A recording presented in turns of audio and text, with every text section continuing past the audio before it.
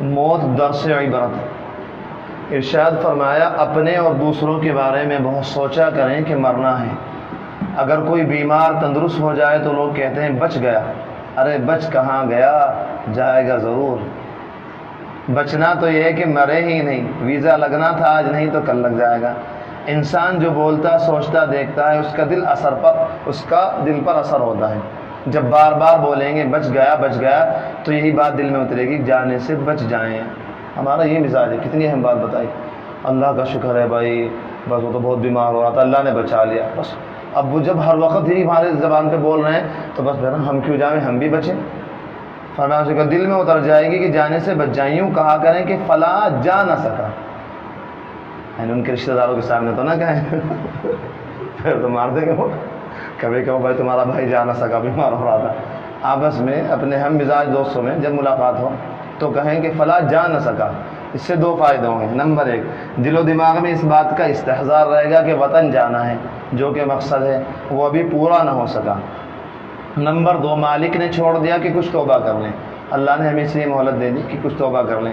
لے جانے والے کا یہ کرم ہے کہ جانے کی صورت بن رہی تھی مگر اس نے کرم کر کے دوسرے وقت کے لیے چھوڑ دیا کہ توبہ کر لیں۔ اگر پہلے سے گناہ چھوڑے ہوئے تھا تو اس لیے چھوڑ دیا کہ وطن نے اصلی کی نعمتیں کچھ اور بنا لیں۔ اگر ہم الحمدللہ اگر ہماری زندگی پہلے سے گناہوں سے پاک ہے تو اللہ تعالیٰ نے اس لیے اور مہلت دے دی، چلو بھائی اور نیکیاں کما لو۔ حیرت اس بات پر ہے کہ جتنی عبرتیں ہیں اتنی ہی غفلتیں ہیں۔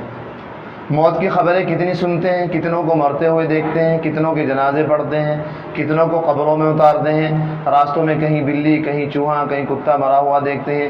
اور جو لوگ ریڈیو سنتے ہیں، اخبار دیکھتے ہیں، وہ تو اور بھی زیادہ موت کی خبریں سنتے پڑھتے ہیں۔ دل کتنے سخت ہو گئے پھر بھی عبرت نہیں پکڑتے۔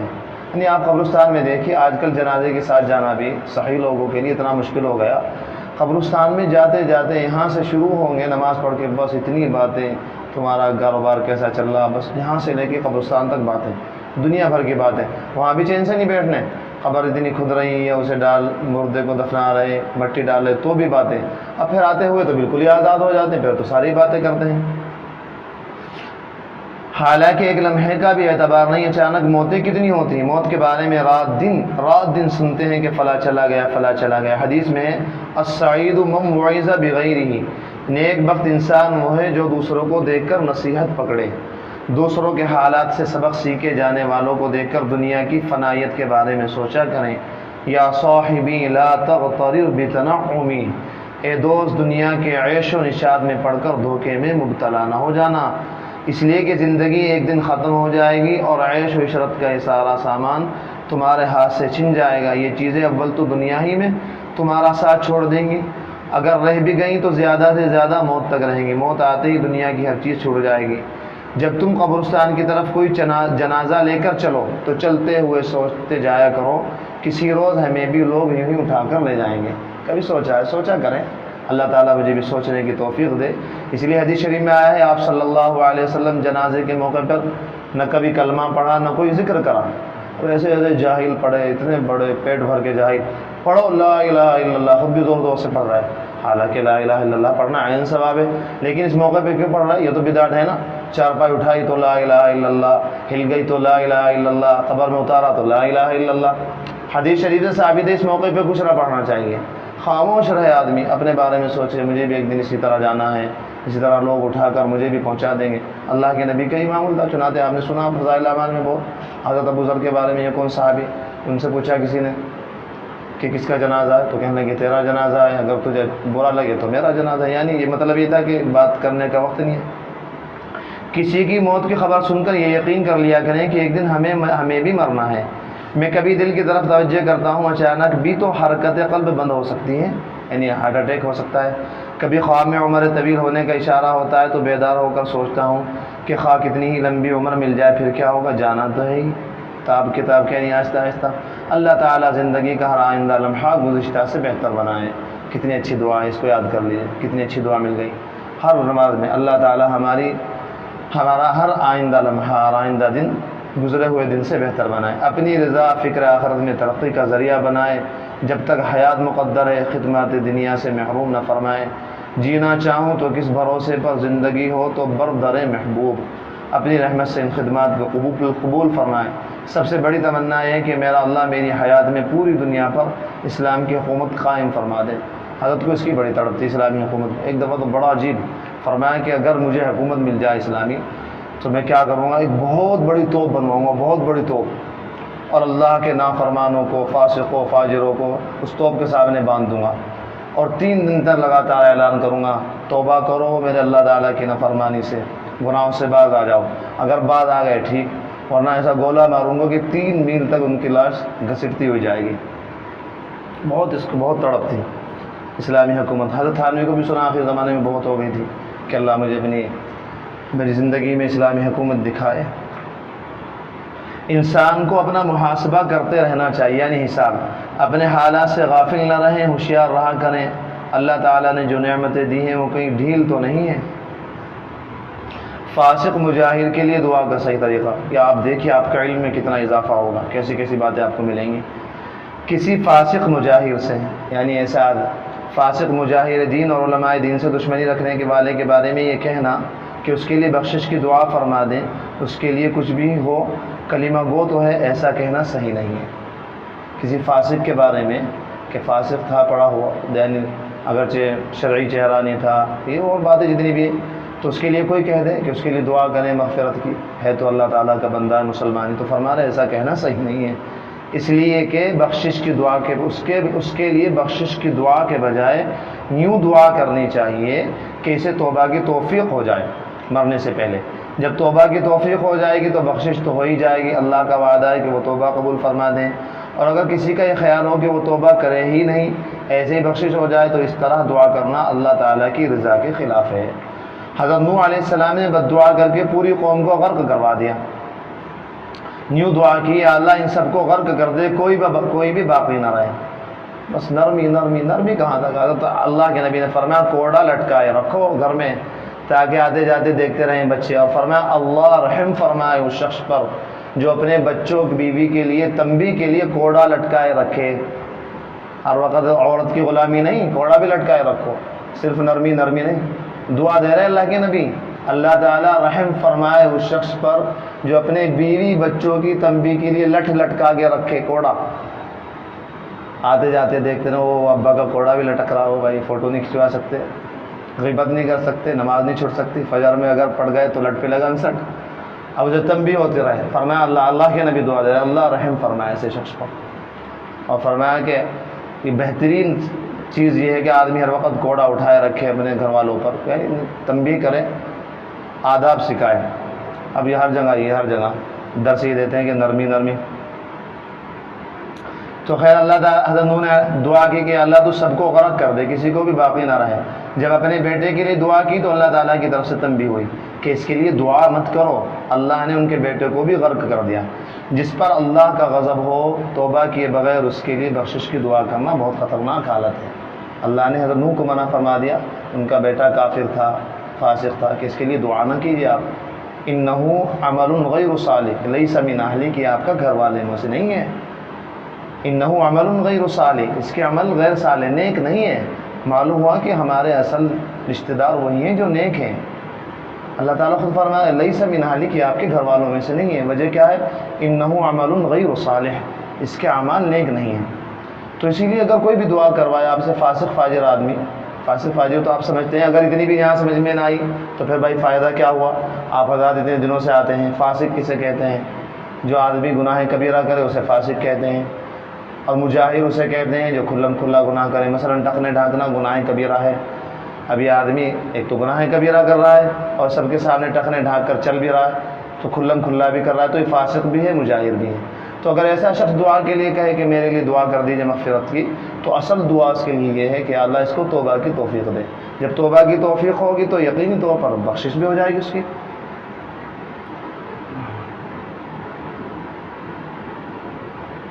اسی کو فرما رہے حضرت شیعہ اور قادیانی بھی تو کلمہ پڑھتے ہیں، کلمہ تو سبھی پڑھتے ہیں، تو آپ کہتے ہو کہ جی کلمہ گو تھا دعا کر دو، کلمہ تو سبھی پڑھتے ہیں۔ جس کے حالات یہ بتا رہے ہوں کہ اسے اسلام سے دشمنی ہے، اس کے بارے میں کیسے یقین ہو کہ یہ مسلمان ہے؟ اس لیے ایسے شخص کے لیے یہی دعا ہے کہ یا اللہ تو اور تیرا بندہ یہ آپ اس کے مالک ہیں، آپ کا بندہ ہے، تو جانتا ہے کہ اس کے دل میں ایمان ہے یا نہیں۔ حالات تو بتا رہے ہیں کہ اس کے دل میں ایمان نہیں، مگر پھر بھی کفر کا فتویٰ دینے میں بہت احتیاط کی ضرورت ہے۔ ہم کفر کا فتویٰ نہیں دیتے۔ تو تو جانتا ہے، تو جانے، تیرا بندہ جانے، اگر اس کے دل میں ایمان نہیں تو توبہ کی توفیق دے دے، وہ اس طرح کے ایمان دے دے، کفر سے توبہ کر لے۔ اب سنیے نسخہ اطمینان۔ ہر آدمی اطمینان چاہتا ہے، اطمینان۔ حضرت فرما رہے تفویض یعنی اپنے سب حالات اللہ کے سپرد کر دینے سے آدمی اطمینان اور خوشی سے رہتا ہے، اس پر توکل پیدا ہو جائے تو کوئی پریشانی نہیں رہتی۔ اللہ تعالیٰ کے ارشاد ہے ما یفتح اللہ للناس من رحمت فلا ممسک لها وما یمسک فلا مرسل له من بعد وهو العزیز الحکیم۔ اللہ جو رحمت لوگوں کے لیے کھول دے سوا اسے کوئی بند کرنے والا نہیں۔ اللہ تعالیٰ جو رحمت کھول دے سو اسے کوئی بند کرنے والا نہیں، اور جسے بند کر دے تو اس کے بعد اس کا کوئی جاری کرنے والا نہیں۔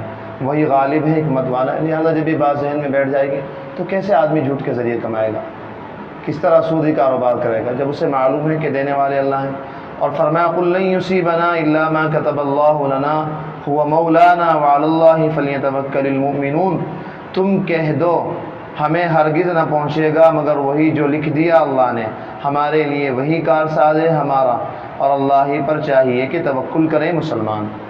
ایسے مضامین پر زیادہ سے زیادہ غور کریں، دعا بھی کریں کہ اللہ تو نے دنیا آخرت دونوں کی فلاح بہبود کا جو نسخہ ارشاد فرمایا ہے اس پر سب کو عمل کرنے کی توفیق عطا فرما، اپنی رحمت سے نافع بنا۔ آپ صلی اللہ علیہ وسلم نے فرمایا وَاعْلَمْ أَنَّمَا أَصَابَكَ لَمْ يَكُنْ لِيُخْطِئَكَ وَمَا أَخْطَأَكَ لَمْ يَكُنْ لِيُصِيبَكَ۔ یقین رکھو کہ جو مصیبت تمہیں پہنچنی ہے وہ ہرگز ٹلنے والی نہ تھی، اور جس مصیبت سے تم بچ گئے وہ قطعاً پہنچنے والی نہ تھی۔